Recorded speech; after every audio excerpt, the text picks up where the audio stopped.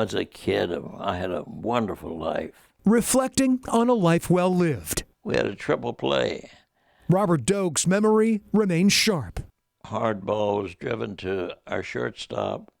He flipped it to me, and I threw it to third.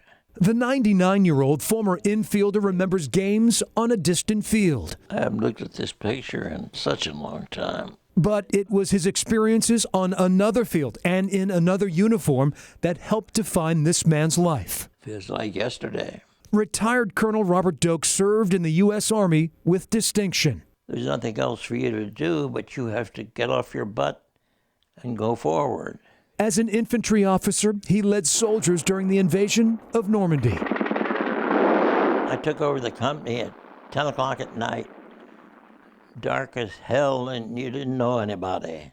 Just 3 weeks after landing, I was shot. August 9th, 1944. Combat. Bullets from a German machine gun slammed into Robert's arm and leg. You could see the hole went in there. You can't see the hole in my ankle. Severe injuries would end Robert's wartime experience in France. I had what I would call a $1 million wound. But just a few short years later, the executive officer found himself serving in combat once again, this time in Korea. Demilitarized zone. During his stint, Robert witnessed history. Signed 6 copies of the document which would end the bloodshed. Mr. Doak watched the signing of the armistice, ending the long conflict. Yep, I was right there in the building. Yep, sure was. I had a good seat. But as the winds of war blew across Asia again, Mr. Doak would be sent to Vietnam for 10 months, Saigon, training soldiers in the early years of fighting. a mess. Recalling his 29 years of sacrifice, A lot of good guys.